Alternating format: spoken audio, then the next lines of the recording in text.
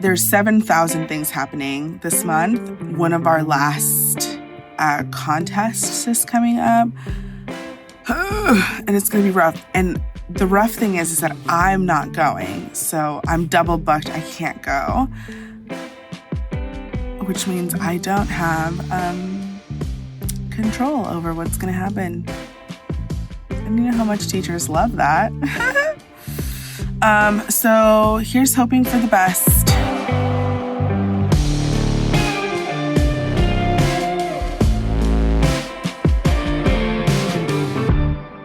Previously on Art Show Secrets. It is January. And I have to get all of my communication out. So that includes Banners and signage. so that everybody is aware that we have an art show. Since we have hundreds of people that come to our show, I usually reach out to a few community businesses. There's a lot that I have to do. You know, everything's fine.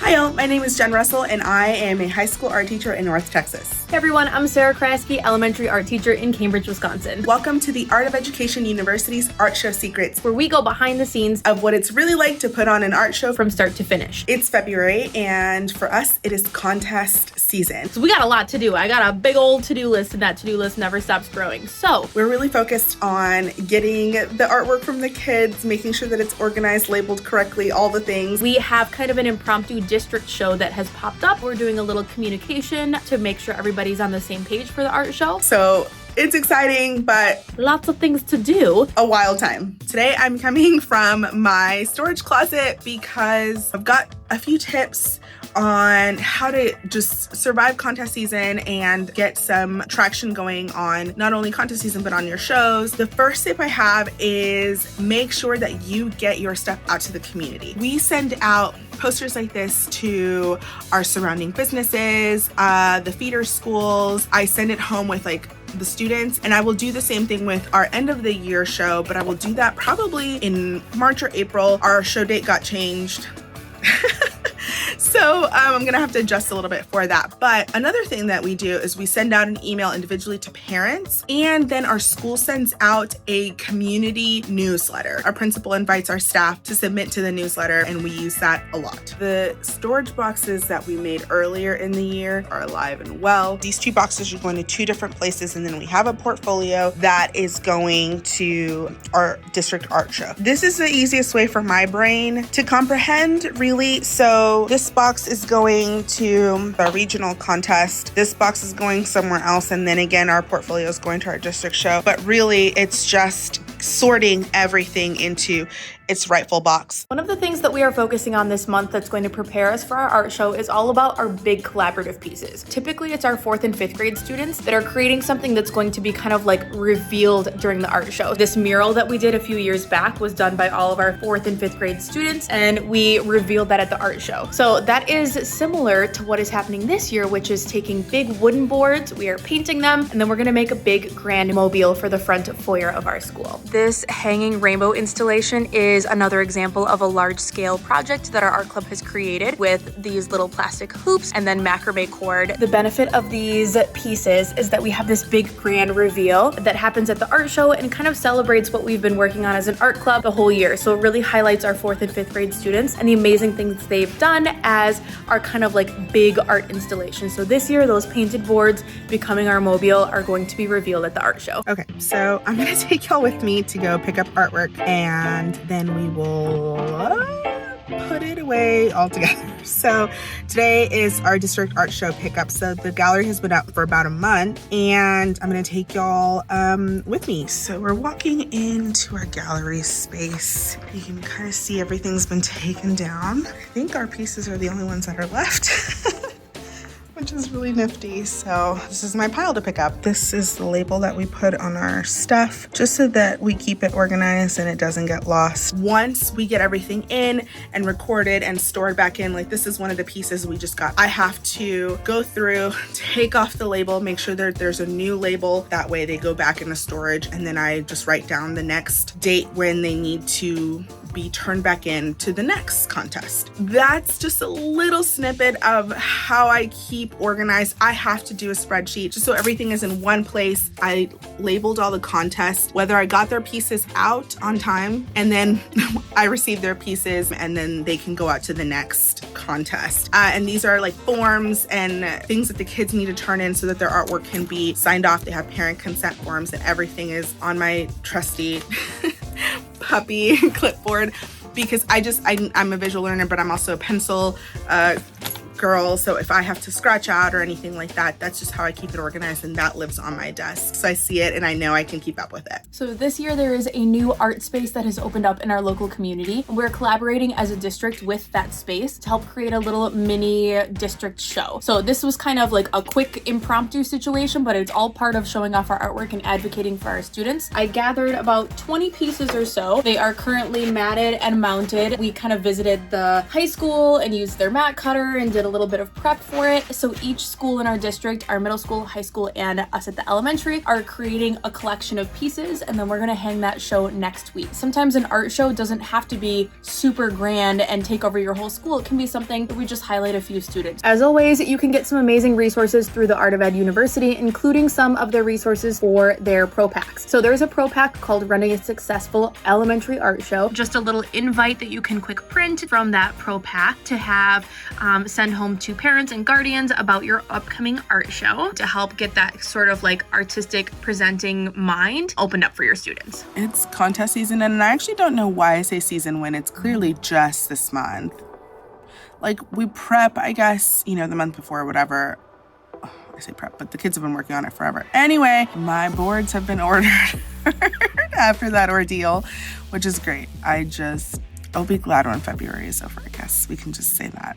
And we can kind of start coasting into some happy things to get ready for the show. I just want to focus more on the show rather than contest. But we got to get through contest, which is, it's great. It's a great experience for the kids. A lot on us, but we're going to make it. We're doing it. Nobody look at what's behind me. There's a lot of stuff. Everything is everywhere all at once. We're doing great. All right, friends, so let's talk save the dates, newsletters, and kind of like getting the word out about the art show. So in the past, I have had students create posters. That is absolutely an amazing option. I've also created some kind of like quick posters on my iPad that I then share in our newsletters as well as in our community. And this was last year's poster, but I'll probably just adjust it a little bit, add to it, kind of change it up a little bit, and then use that to send home for our newsletters, as well as print a few for our school, put those in our hallway, and give them to our local community members. So these are printable, and they're just like a half sheet. So I'll print these, cut them in half. The kids write on them, they'll color them, they'll take them home as a little reminder. You could also do reminder stickers. You can do kind of anything to be able to send it home for your students to help share about the art show.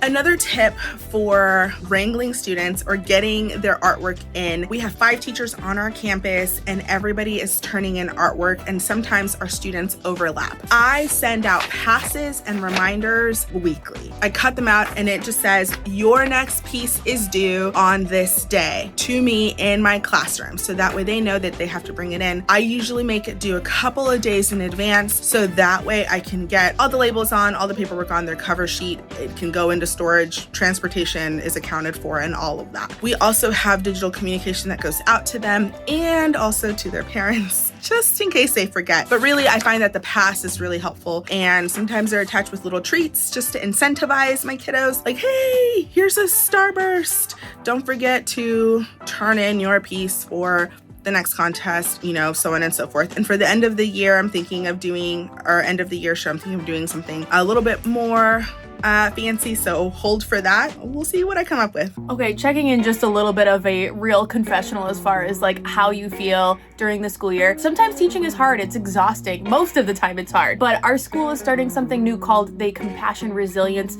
sort of toolkit, and giving each other a chance to help support each other through burnout or things that we might be struggling with. So I just wanted to show you these 4 check-ins that I did right for taking notes about how you might feel. And the 3 check-ins include your heart, your spirit, your strength, and your mind. Now, those are obviously open for interpretation depending on the person, but the one that I'm gonna confess about right now is my strength, because I tweaked my back like an old lady like a week ago. And when there's something physical that's sort of ailing you a little bit, it does feel like it takes away from your job and your energy level. So just give yourself a little bit of grace, take that step back and say, what is absolutely necessary at this time? Can I do something to just slow down a little bit so that you can focus more on what makes the most sense for you? I just need to like slow down a little bit and focus on trying to make my body a little stronger so that I can do the best job I can do. Okay, a little more behind the scenes of what it actually looks like in the back room here. Not terrible. The fact that you can see the table right now means that we're like kind of on the right track, but we are like deep in painting clay mode, glazing clay, and just, you know, a little confessional about like what's, let me just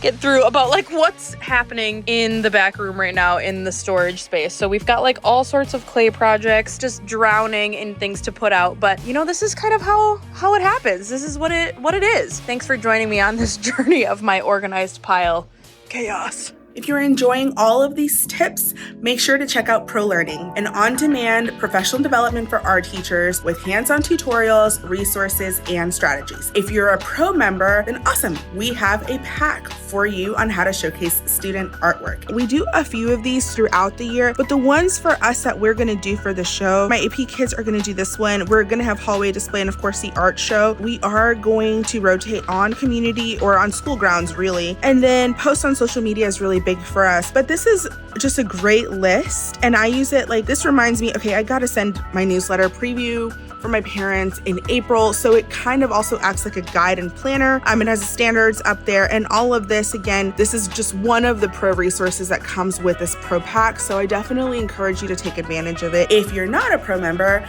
make sure to head over to our website, which we'll link in the description box below, so that you can get more information on how to get pro for your district. All right, that about wraps up prep for the month of February. I would love to hear what you do to help advertise for your art show. Do you send home flyers? Do you communicate with parents to help get the word out about your show? We'd love to hear about how you keep your students' artwork organized for contest season in the comments below. And of course, make sure you have liked and subscribed so you can see what we are up to next month, where we talk about how to collaborate with other departments on your campus, and then also reaching out to your middle schools and elementary schools so that they can get invited to your show. Y'all, it is getting close, so stay tuned.